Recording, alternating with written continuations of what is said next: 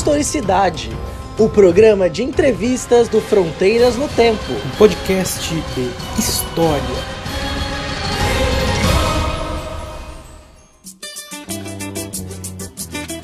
Olá a todos e todas, aqui quem fala é Marcelo Beraba. E nós estamos aqui mais uma vez para uma entrevista do nosso programa Historicidade, começando a nossa quarta temporada do Historicidade, e nós damos início a essa temporada com uma entrevista com o professor Jonas Vargas, que é professor da Universidade Federal de Pelotas no curso de graduação em História e também no programa de pós-graduação daquela universidade. Hoje nós vamos falar com Jonas sobre as elites e a escravidão no Rio Grande do Sul. Nós vamos tratar, depois o Jonas vai explicar para a gente um pouco de como ele desenvolveu esse trabalho, quais as hipóteses que ele levantou, quais as conclusões que ele chegou a respeito dessa dinâmica política, social e econômica ali do regime do escravista, né, no sul do país. Mas antes de mais nada, eu gostaria, Jonas, de te agradecer por aceitar participar aqui do nosso programa do Historicidade. Obrigado, Marcelo. Então, eu faço uma saudação para os ouvintes, né?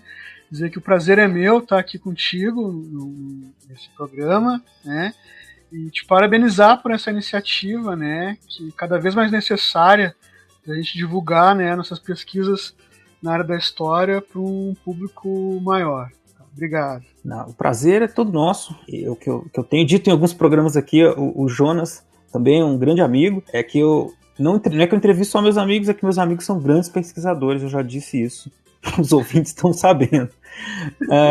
Enfim, o Jonas ele tem a formação dele toda em História e fez a graduação na Federal do Rio Grande do Sul, assim como o mestrado, e o doutorado, nós somos companheiros de doutorado, apesar dele ter feito em outra época, né, porque ele também fez o doutorado em História Social na Universidade Federal do Rio de Janeiro. E tem uma série de publicações, de artigos, capítulos de livros, tratando dos temas das suas pesquisas, quais nós vamos falar aqui hoje nesse episódio, nessa entrevista, tá?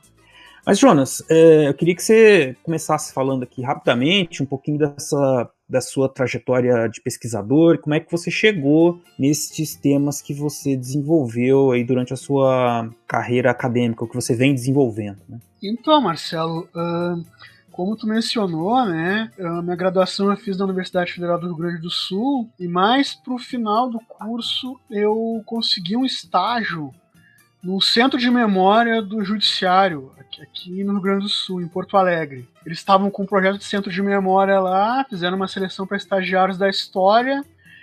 Eu fui selecionado, trabalhei 2 anos lá, né? E aí eu comecei a estudar, né, junto com meu orientador e outros colegas lá, a história do Poder Judiciário no Rio Grande do Sul. E nessa época eu tive contato com a obra do José Murilo de Carvalho, A Constituição da Ordem, que fala da construção do Estado Imperial no período da monarquia. Tem uns capítulos ali sobre a magistratura, enfim, que eu tive que ler, e eu comecei a tomar gosto por essa questão, né? E tem uma coisa que eu gosto de contar, que o andar lá nosso ficava no mesmo andar do presidente do tribunal. Então eu ficava o dia inteiro vendo entrar lá o governador do estado, o presidente da Assembleia, aquela coisa. Olha só. Né? E eu comecei a refletir assim, cara, esses caras tomam decisões, né, que afetam todos nós, assim, a partir de uma canetada ali, uma assinatura, umas discussões, né? E eu comecei a ter interesse por estudar grupos de elite, né? No Rio Grande do Sul, mas também no Brasil, na América Latina, enfim. Eu tomei gosto por essa área de estudos. E aí no meu mestrado, eu fiz o mestrado também lá na URGS, né? Eu decidi que eu ia estudar a elite política do Rio Grande do Sul no século XIX, né? Investigar quais os principais líderes, as principais famílias, né, que dominavam a política nessa província. Os deputados, os senadores, né, os ministros, presidentes de província. Então, a minha ideia foi perceber como uma província na fronteira aqui, mais periférica, né, fora dos grandes centros do Sudeste aí. Que tipo de estratégias as famílias daqui desenvolviam, né, para conseguir ocupar esses postos, né, de poder, né? E aí eu descobri lá que, por exemplo, elas mandavam os filhos estudar direito em São Paulo, em Recife, estudar medicina no Rio de Janeiro também, né? Precisava ter uma formação superior, conseguir bons casamentos, né? Conseguir ter uma influência no processo eleitoral para que eles pudessem então ocupar esses cargos e atrair recursos também para essa região aqui, né? A gente sabe como é que funciona a política no Brasil, né? Essa questão da negociação, do clientelismo, toma lá da cá, né? Isso naquela época era muito forte. Então eu comecei estudando basicamente isso. E aí no doutorado, eu gosto de mudar um pouco assim a temática dos trabalhos. Eu continuo estudando elites, mas eu estava um pouco enjoado da história política, né? Então eu resolvi, agora eu vou deixar de estudar os detentores dos grandes cargos, né, da alta política brasileira e vou focar na riqueza. Eu quero estudar os mais ricos. E aí eu fiz na UFRJ porque eu gosto ainda, né, muito da obra do João Fragoso, né? Deve conhecer lá, o professor da História Econômica. E aí eu fiz o doutorado lá, ele me orientou. E aí a ideia foi estudar qual é o grupo mais rico do Rio Grande do Sul, né, no século XIX. Eram os proprietários das charqueadas aqui em Pelotas, né? Charqueada, para quem não conhece, o público aí, são os donos das fábricas de carne seca, o charque, né? Certo. E porque isso pode parecer meio curioso hoje, né? Mas por que isso era importante na época? É que o charque era um dos principais alimentos na dieta dos escravizados das plantations do Brasil, né? As fazendas de café, os engenhos de açúcar do Nordeste, né? E a cidade de Pelotas foi a principal produtora de carne seca do Império no século XIX. Então aqui tem cerca de 30 a 40 charqueadores que usavam mão de obra escravizada nas suas charqueadas e vendiam esse produto para essas fazendas, né, de café, engenhos de açúcar, e eles atingiram uma riqueza muito grande. Então a minha ideia no doutorado foi estudar tinha poucos trabalhos sobre esse grupo, né, de empresários escravistas, e foi tentar entender um pouco qual o papel deles dentro do sistema econômico do Império, como eles atuavam na política, né, a importância da família também nesse mundo desse empresariado escravista, né, e também os aspectos socioculturais, porque Pelotas teve o auge da cidade, foi muito grande nessa época aí. Né? Então eu não sei, se alguém que estiver ouvindo já estiver vindo aqui em Pelotas, vai andar pelo centro da cidade e vão ver os casarões, são muito famosos, né, os casarões da cidade. Hoje a cidade é um pouco decadente, né, mas o pessoal consegue perceber que é um lugar que foi muito rico em alguma época, né, então essa riqueza vem da época das charqueadas. Isso aí você está falando de que período especificamente? É século XIX, mas quais datas exatamente? Assim, mais ou menos. Não, é uma ótima pergunta. Esse complexo charqueador escravista, que é um termo que eu gosto de usar, né, daqui, ele começa a ser montado na década de 1790, né, 1780 de forma bem tímida, 1790, na virada do século XVIII para o XIX, já começam vários comerciantes vindo para cá. Então esses charqueadores, alguns são portugueses, tem um que era do Rio de Janeiro e tem inclusive um que era mineiro, né? Já que eu tô falando contigo agora, que eu lembrei. O Domingos de Almeida, né? Um charqueador que muito conhecido aqui na cidade, uma das lideranças, né? Ele inclusive foi um dos líderes da Revolução Farroupilha aqui, em 1835, né? Também veio para cá, comerciante de mulas, veio para cá, casou com a filha de um charqueador muito rico, né? Montou sua própria charqueada e seguiu nesse ramo de negócios. Aí. E ele, inclusive, vai ser um dos líderes da Revolução Farroupilha aqui em 1835. Certo. Então, o auge das charqueadas, né, Marcelo, vai ser na década de 1860, 1870, quando os charqueadores vão atingir o pico da sua riqueza, assim, né? Vão ser o maior número de arrobas de charque exportados, né, para outras regiões, e a partir da década de 1880 já começa a decadência desse complexo charqueador, muito ligado também ao fim da escravidão, né? Os charqueadores eram escravistas convictos, assim.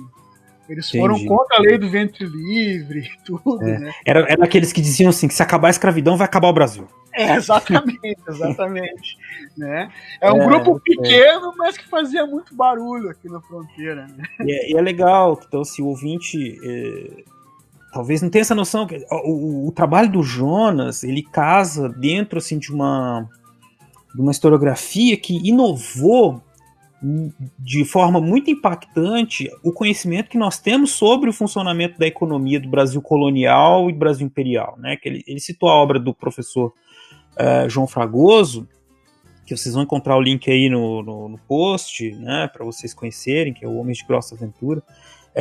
Você tem, diferente do que a gente pensa, muitas vezes assim, a gente aprende na escola aquela coisa dos sistemas econômicos grandes e da economia de exportação, né? Então a colônia voltada para a exportação. Então o trabalho do Jonas, assim como outros trabalhos, e pioneiramente o trabalho do professor João Fragoso, né, vou mostrar que não, que você tinha muitas redes de comércio e muita riqueza circulando dentro da colônia e depois do império, né? Inclusive com a atuação política desses indivíduos, né? Mesmo estando distante, né, eles conseguiam ter uma relevância local e dentro dessas redes muito, muito interessante, ligando, né, levando as suas tropas até o Rio de Janeiro, ou até o Sudeste, né, até onde que eram as ligações principais assim, do Rio Grande do Sul, vinha até o estado de São Paulo, né? Então, a economia do Shark, né, ela estava muito conectada ao Rio de Janeiro, né? Mas uma coisa que eu mostro na minha tese, que se falava muito pouco antes, é a ligação também com a Bahia e Pernambuco, né? Na segunda metade do século XIX, o Rio Grande do Sul passa a exportar muito mais charque para a Bahia e para o Pernambuco do que para o Rio de Janeiro, né? E tem outra coisa também interessante, eles competiam nesse mercado interno aqui, né, com o charque que vinha do Uruguai e da Argentina. Então é a região aqui das grandes estâncias, né? Os gaúchos sabem muito bem aqui a carne, né, do gado aqui é muito boa, né? Churrasco, aqui a carne uruguaia. Então são grandes pastagens, né? Muito gado, muitos latifundiários, cabeça de gado, né? Milhares e milhares. E aí o Uruguai e a Argentina também eram grandes produtores de charque, né? Então o Rio Grande do Sul competia com eles. Os mercados consumidores eram Rio de Janeiro, Bahia, Pernambuco, Cuba também consumia muito, né? A população escravizada de Cuba era muito grande. E também se vendia muito para as tripulações dos navios que iam para a Espanha, Portugal, para o sul dos Estados Unidos também, né? Mas o grosso do charque é para o mercado interno, né? Bem pouquinho que ia para o exterior. Certo, então é uma coisa mesmo do dinamismo do mercado interno, né, próprio. Isso. E essa questão então da concorrência, da necessidade de valorizar o charque, né, do Rio Grande do Sul, inclusive fazia com que essa elite se movimentasse politicamente ali, né, durante o Império, né,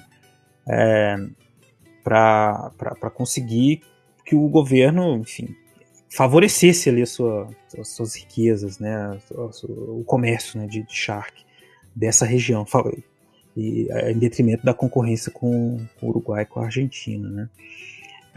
Mas e aí, quais outros, comparando assim com outras riquezas, bom, a gente fala, rico é elite, rico é rico, né, ele vai estar lá no contexto, ele é rico, mas comparando assim com essa historiografia clássica assim, sobre a economia do Brasil, esses são personagens que não apareciam antes, né? Porque você sempre fala assim, das plantations, você fala dos caras que tinham muita mão de obra escravizada, grandes plantéis e grandes fazendas de café e de cana. Comparando com esses personagens, como é que estava a situação dos homens aí da charqueada? Cara, isso é uma das coisas que eu mais curti pesquisar assim na minha tese, né? Porque é isso, né? O fulano era rico, né? Riqueza, isso é muito vago, né? Então, assim, o que eu fiz? Eu consultei os inventários pós-mortem, né? Que é a mesma coisa que o inventário hoje. O indivíduo morre, a família precisa fazer a partilha dos bens, né? E aí todo o patrimônio é inventariado, né? E aí esses charqueadores, para minha surpresa, eu verifiquei que tinha um grupo deles que era muito rico, cara, muito rico. E por coincidência eram os barões, né? O Visconde. O Barão de Jaral, a fortuna dele chegou a mais de 6 mil contos de réis, né? O ouvinte pode não ter muita noção, mas com 6 mil contos de réis ele podia tranquilamente comprar várias fazendas de café em São Paulo, engenhos de açúcar no Nordeste. Ele era muito rico, né? E o mais interessante é que essa riqueza ela é produto, né, da exportação para o mercado interno. É isso que a historiografia mais clássica, às vezes, deu pouca entrada, né? Achava que a riqueza está ligada à agroexportação, como tu falou, né? Só os fazendeiros de café, os senhores de engenho, né? E aqueles empresários que produzem para o mercado interno, eles não conseguiam acumular uma riqueza tão grande, né? E nesse caso, os charqueadores, vários deles eram muito ricos. Claro que, se comparar com os fazendeiros de café mais ricos, né, de São Paulo e do Rio, eles eram mais ricos que esses charqueadores mais ricos que eu encontrei. Mas esses charqueadores mais ricos, eles tinham uma riqueza muito próxima desses caras aí, né? E isso para mim foi uma novidade, né? Porque dentro é aquela coisa, tu tem a teoria pronta na tua cabeça e quando tu vai pro arquivo, o arquivo te surpreende, né? Os documentos mostram, mas espera aí, né? Então, tinham charqueadores aqui que o Visconde de Mauá devia para eles, né? Muitos contos de réis, assim, eram caras que tinham redes muito articuladas, né? Com comerciantes e banqueiros do Rio, de outras praças do Brasil, né? E é algo que a historiografia não tinha muito conhecimento. Né? Não é porque eles estão afastados dos grandes centros, estão aqui na fronteira, quase no Uruguai, né, que eles não tinham uma capacidade de acumulação também dentro desse sistema, né, desse mercado interno. Eles também tinham, né, como tu mencionou. E isso é uma coisa que eu me surpreendi bastante na pesquisa, né, quando eu fiz essa comparação. E além dos inventários, quais outros documentos que você teve acesso, né, para fazer? Sim.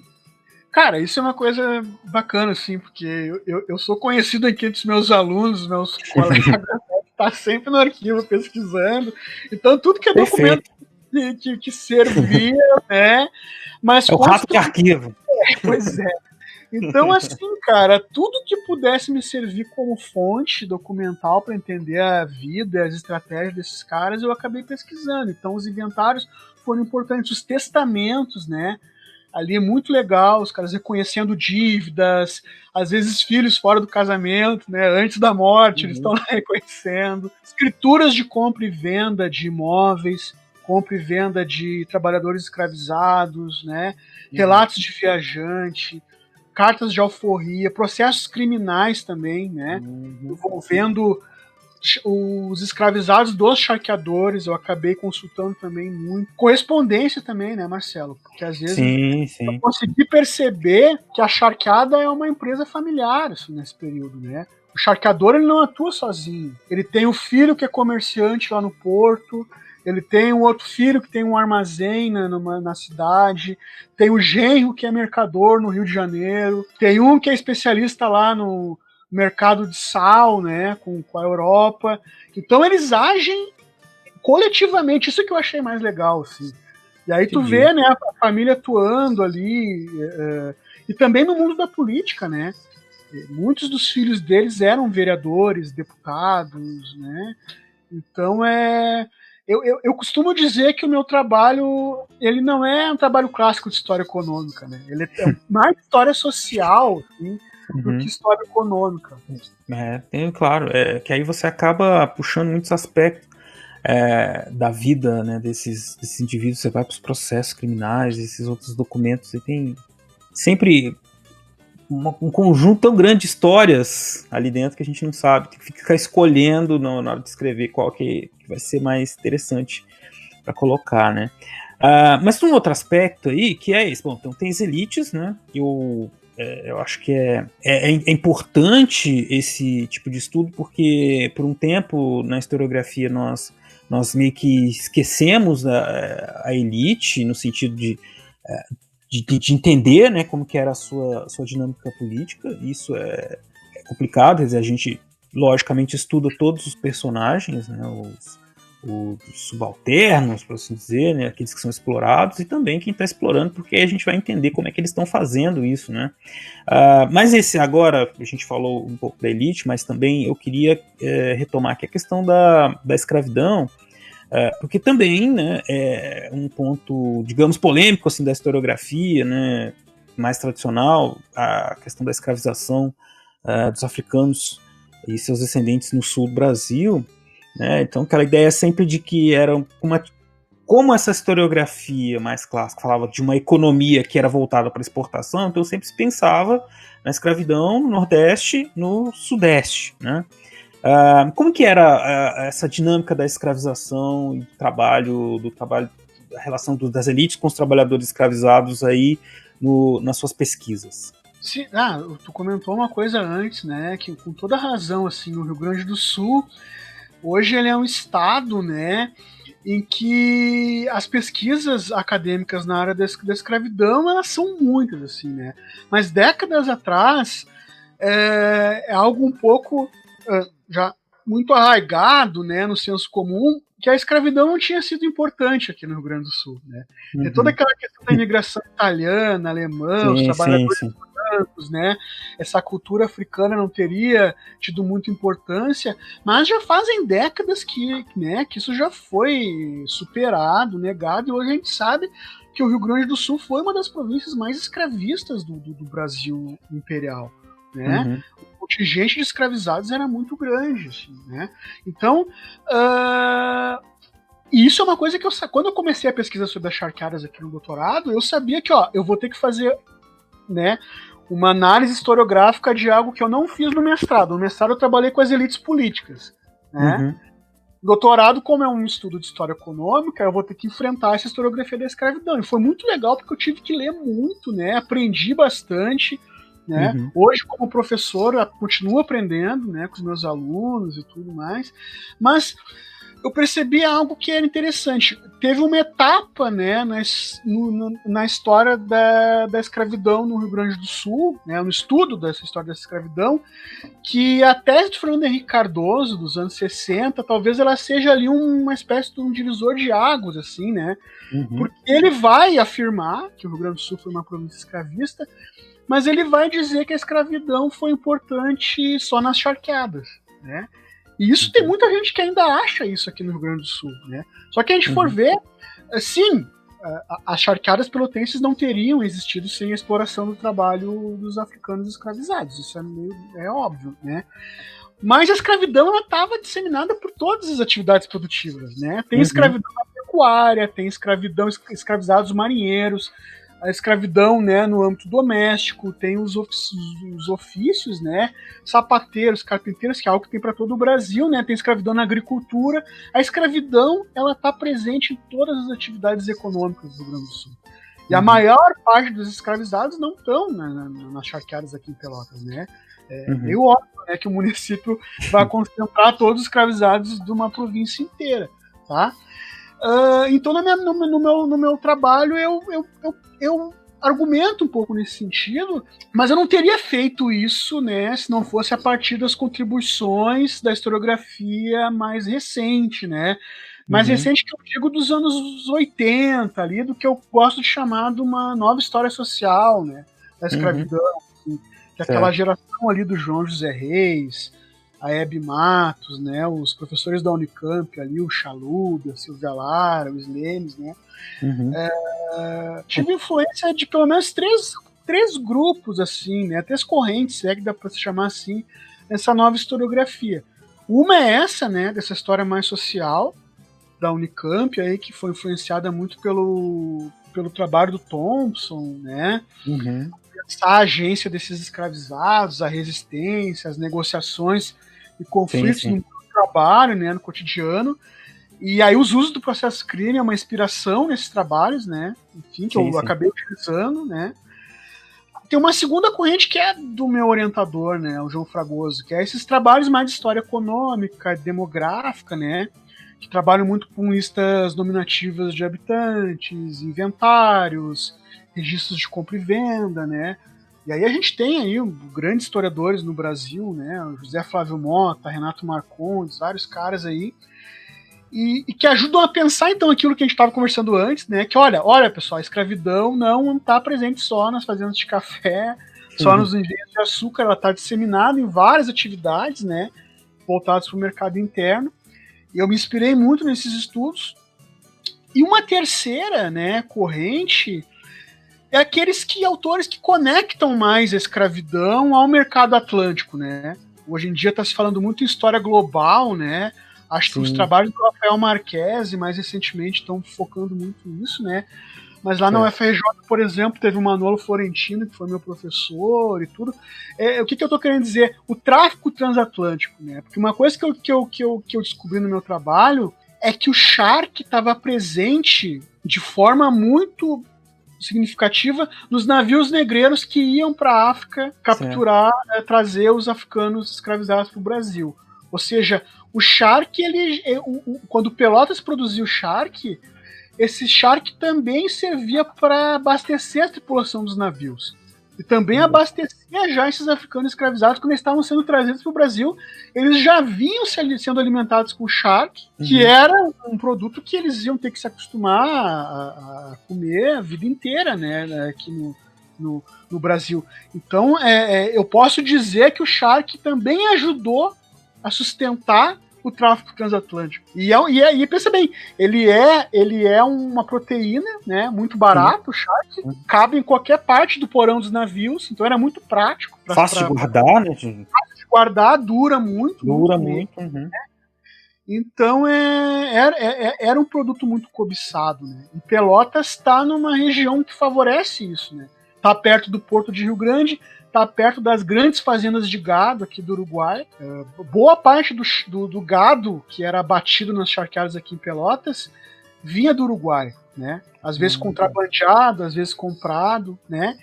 Então, assim, essa terceira corrente, né, que conecta a escravidão ao tráfico transatlântico também acabou me inspirando, né, Marcelo? Mas eu descobri algumas coisas que são singulares aqui da região, que eu acho que eu contribuí. Uma delas é que as charqueadas eram unidades produtivas, né, em que a presença do trabalhador escravizado masculino era muito superior à presença das mulheres. Você vai ver nas fazendas de criação de gado, fazendas de café, engenhos de açúcar, tem uma presença de mulheres escravizadas muito significativa. Nas fazendas de café, às vezes, é parelho, né, com os homens. Aqui nas charqueadas, o trabalho escravizado na charqueada é um trabalho eminentemente masculino. Tu não encontra mulheres trabalhando dentro dos galpões de charquear. Não significa que os charqueadores não tivessem mulheres escravizadas. Eles até tinham, mas elas estavam trabalhando como cozinheira, doméstica, lavadeira. Dentro das charqueadas eram só trabalhadores homens, né? Você sabe dizer assim para o nosso ouvinte mais ou menos como é que era o trabalho específico que eles faziam? É o abate e o trabalho, como é que era? Primeiro, uma coisa importante, né? O ouvinte deve estar se perguntando, tá, mas quantos são escravizados? Então, boa pergunta, verdade. Os grandes escravistas, os charqueadores, tinham quase 200 escravizados, né? Nossa. E os menores escravistas tinham entre 35 e 40. Ainda assim, grandes plantéis. A média ficava entre 70 e 80, por aí. Tá? Muito grande.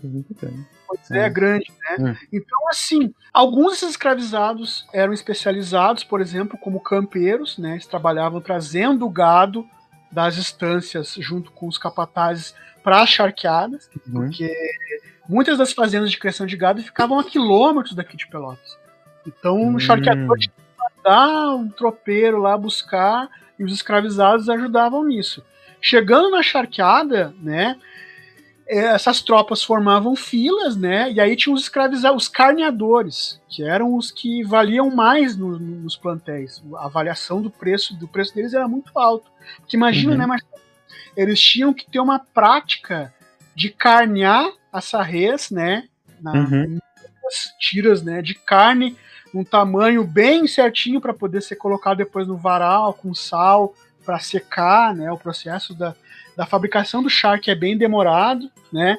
Então eram trabalhadores que eram treinados, muitos eram treinados desde criança, assim. Né? Eu encontro nos inventários lá fulaninho de tal, 8 anos, aprendiz, né, de charqueada, por exemplo. Já eram treinados desde a infância. E uma coisa também que eu encontrei, que também é uma singularidade, é que tem uma divisão social do trabalho, uma divisão do trabalho dentro da charqueada muito interessante, assim. Aí tem os carneadores, que é esse que cortavam, né? Tem os salgadores, que eram especialistas em salgar a carne, né? Os tripeiros, que trabalhavam com os órgãos intestinos do gado, né? E faziam sebo, graxa. Os chimangos, que eram aqueles que cuidavam só do couro, porque as charqueadas também lucravam muito vendendo couro, esses animais. Olha só. Tinha os serpentes, que é aqueles que iam limpando a charqueada. Tem uma estimativa de que 80 litros de sangue eram jogados no rio por cada charqueada por dia. Então tem relatos de ele disse que quando ele chegou em Pelotas, né, ele viu que era Pelotas porque ele viu aquela nuvem de urubus em cima da cidade, assim. Por causa do sangue, né?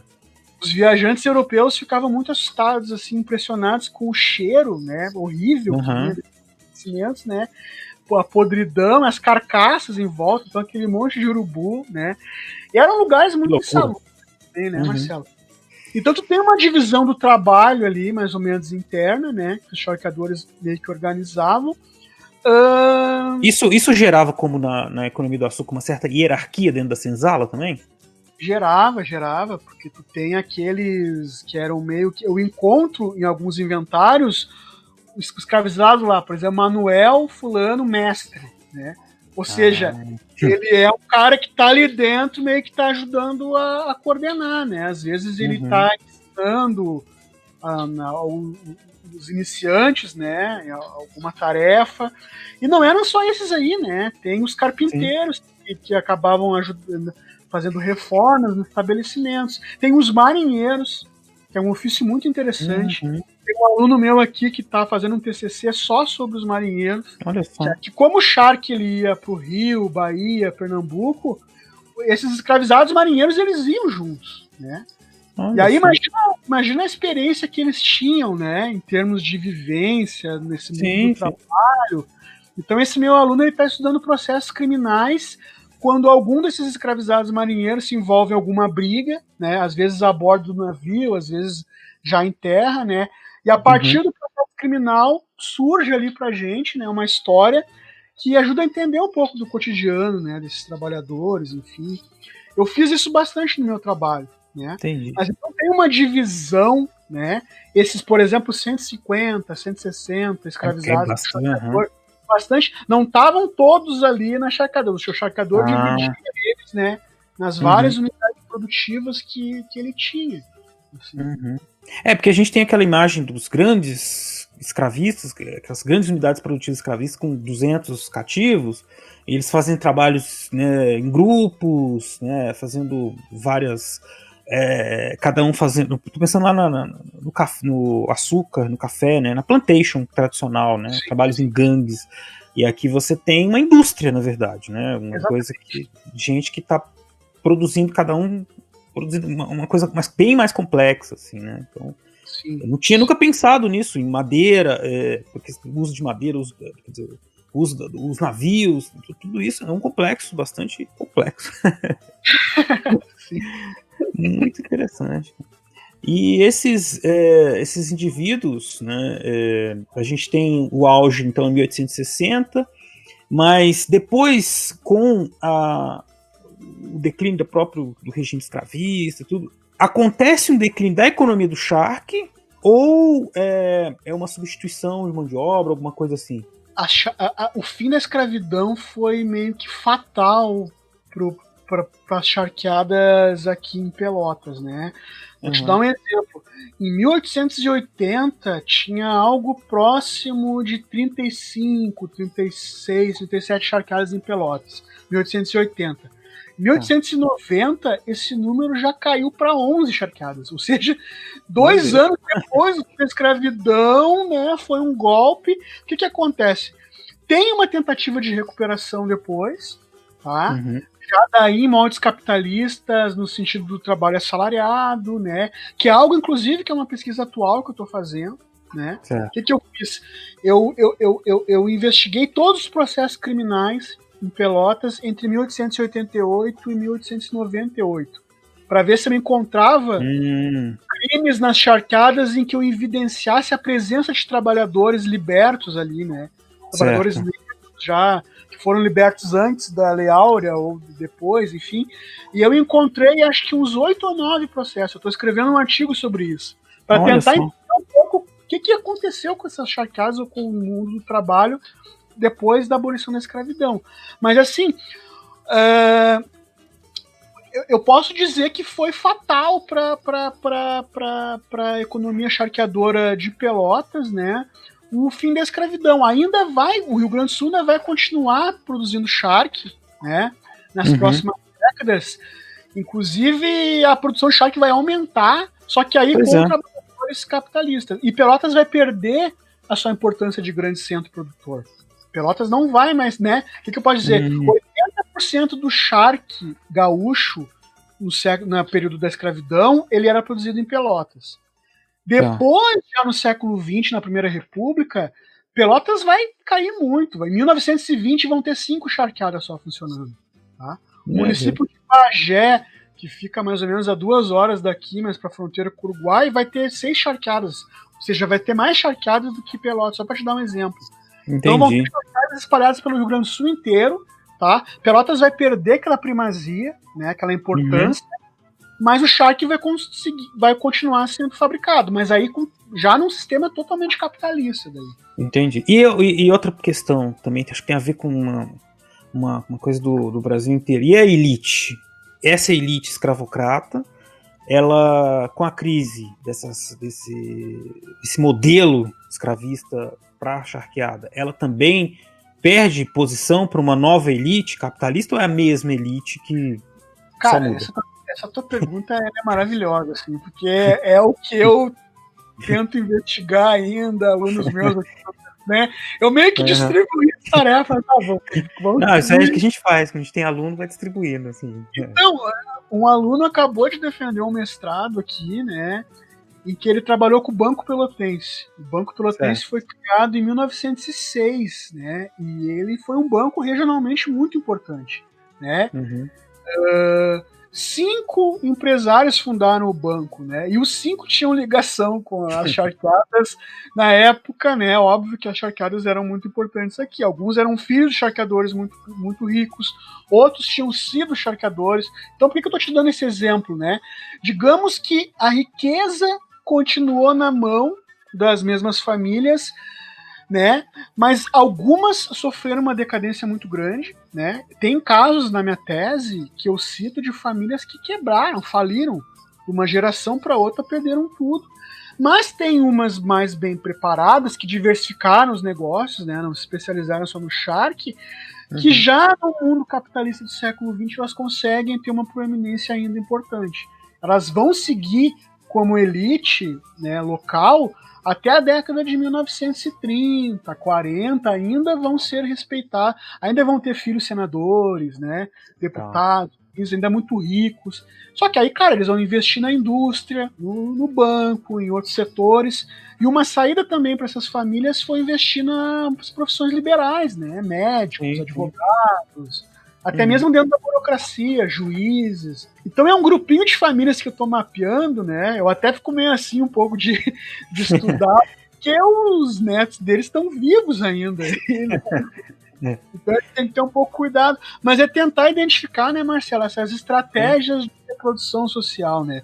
Como manter-se no topo da hierarquia social, mas mudando os investimentos, né? Mudando os setores, enfim. É algo que eu gosto muito, assim.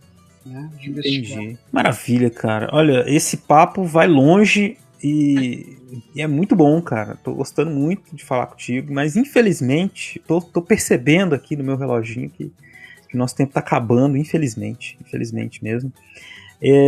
Eu queria pedir para você fazer, então, assim, algumas considerações finais, algumas coisas que você considera importantes aí, deixar aí para nossos ouvintes. Não, sim, eu queria dizer que eu considero muito importante o estudo da história das elites no Brasil, porque as elites tomam decisões, né, Marcelo, que afetam as nossas vidas, né, de forma muito drástica e muito da trajetória dos rumos que a nação toma, muitas vezes são resultados de decisões que as elites tomaram lá atrás, no século XIX, que a gente luta até hoje para tentar reverter, para construir um país mais inclusivo, né? Enfim, com projetos sociais mais amplos, né? Então eu acho importante esse estudo da história das elites de forma crítica, que é como eu e outros colegas fazemos, né? Para identificar isso, e também a questão do estudo da escravidão, né? Acho que é um compromisso social que a gente tem, né, com a população negra no Brasil, né, estudar essa história, não só essa história, porque, né, é muito mais do que a escravidão, né, essa herança cultural africana, mas é importante, né, e para finalizar, dizer que a riqueza de Pelotas, todo esse prestígio, esses casarões da cidade, foi construído a partir da exploração do trabalho, né, de pessoas africanas escravizadas. Isso tem que ser repetido, né, porque é algo que é muito importante e é um compromisso que os historiadores precisam ter com a sociedade. Tá? Perfeito, cara. A gente precisa que isso não seja esquecido, não aquela coisa meio sádica de ficar falando da escravidão, né, com sofrimento e tudo, que isso é evidente que existiu, mas a gente tem que mostrar uma das as consequências, quer dizer, a elite, a formação desses grupos é baseada, né, na exploração muito grande, né, desses trabalhadores e trabalhadoras. Então, quando a gente reclama das desigualdades, dos problemas que nós temos hoje em dia, nós estamos falando justamente de todo o resultado desses séculos, né, de privilégios para uns grupos em detrimento da exploração de outros, de um grupo muito maior, né? Então é isso, dizer que e é uma coisa que incomoda, né, hoje em dia, que tem muita gente que não quer falar, que quer dizer que a escravidão já acabou há muito tempo, e passou, e tá tudo bem, e não tá tudo bem, né? Você acabou de dizer que fica até receoso de estudar, assim, as elites, porque ainda tem uns netos, e eles têm muitos brios com isso, né, com os nomes de família.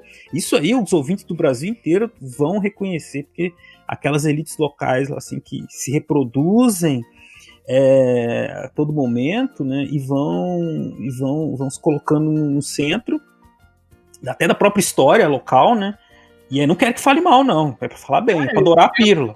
Poder, né, algumas histórias não querem que sejam contadas também. Não quer que seja contado. Aí a gente chega na cidade, começa a contar, e aí, enfim. Arranja encrenca. Mas é isso, Jonas. Olha, muito obrigado, cara. Muito bom falar contigo. Bom demais falar contigo de novo. Prazerzão, cara. E parabéns aí pelo seu trabalho, viu? Imagina, cara. É isso aí. Quando precisar, a gente tá aí. Só chamar. E, de novo, né, faço uma saudação ao público. Espero que gostem aí, né? Se tiver alguma dúvida, manda aí perguntas aí pro Jonas. Tá bom. Então é isso, gente. Muito obrigado. Fiquem aí mais um pouquinho que tem uns recadinhos finais. Até logo.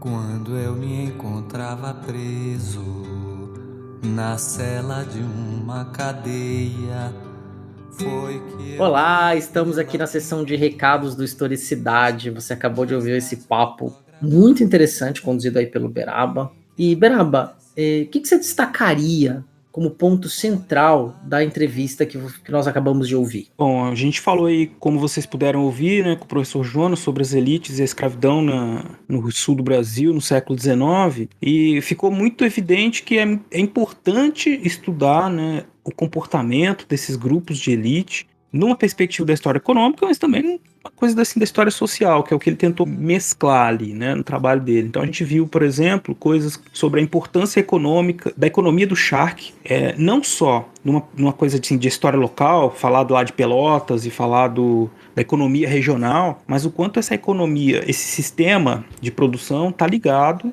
a um contexto nacional e a um contexto global, inclusive porque o charque que era produzido ali, ele ia parar em Cuba, ia parar nas costas africanas para trocar por mão de obra, né, escravizada.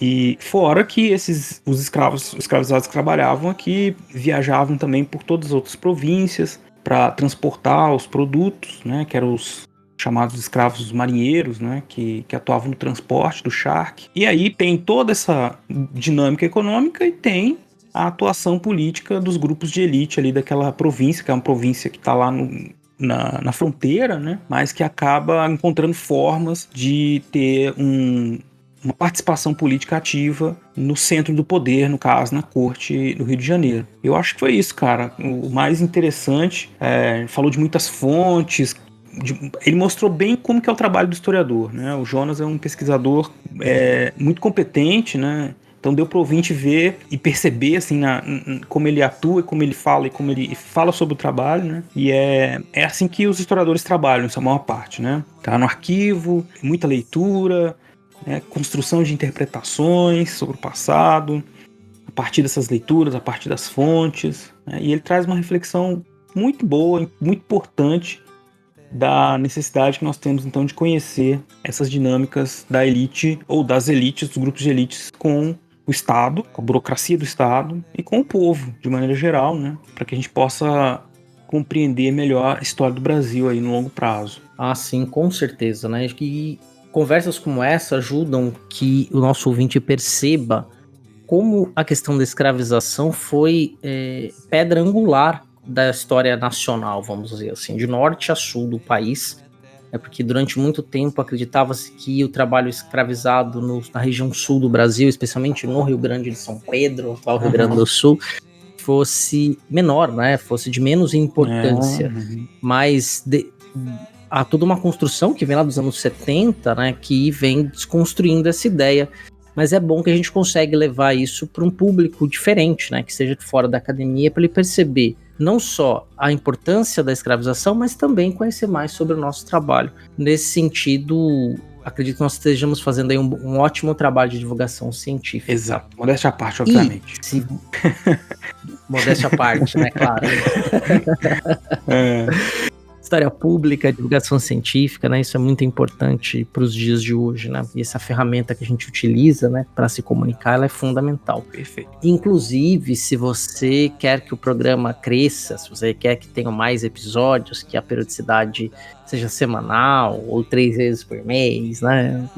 Queira mais conteúdos, você pode nos apoiar. Existem agora 3 formas de apoio, não é mesmo, Beraba? Isso. Então, agora que caso você queira participar conosco aqui na construção, no crescimento desse projeto, vocês podem ir, como era antes, no Padrim, né, que é o www.padrim.com.br/Fronteiras no Tempo, ou no PicPay, que é o nosso perfil, é o Fronteiras no Tempo. Você vai encontrar nesses dois espaços várias categorias de contribuição de R$1 a R$50. E qual que é a novidade agora, Cea? A novidade agora é que nós temos um Pix, o Pix do Fronteiras no Tempo, né? O Pix é fronteirasnotempo@gmail.com. É o nosso mesmo e-mail que você pode entrar em contato conosco, também é a nossa chave Pix para a conta do Fronteiras no Tempo, né?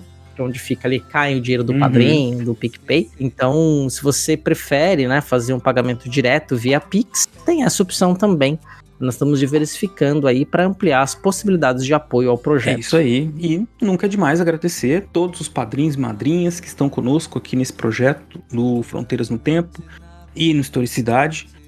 Mais uma vez, muito obrigado a todos vocês. E, Beraba, não é apenas isso que nós temos como novidade para contar para os nossos ouvintes, não é mesmo? Não. Nós também vamos participar com muita alegria, muita honra do segundo curso de Introdução à História Pública, promovido pela Rede Brasileira de História Pública.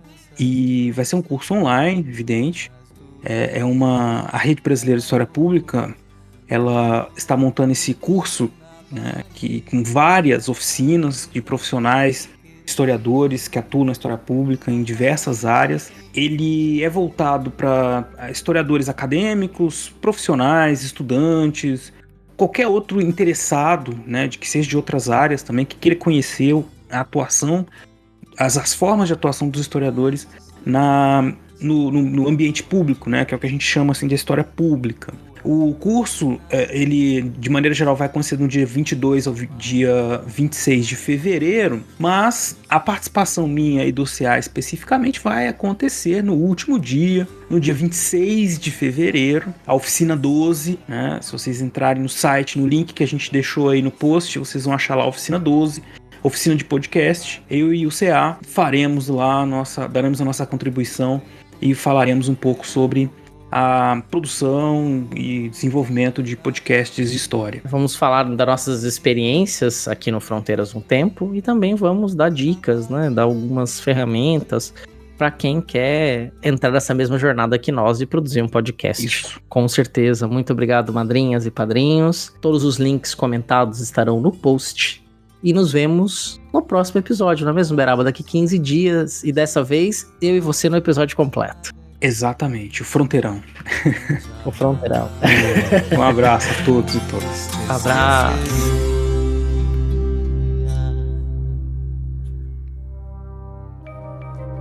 Este programa foi produzido por Mentes Deviantes. deviante.com.br.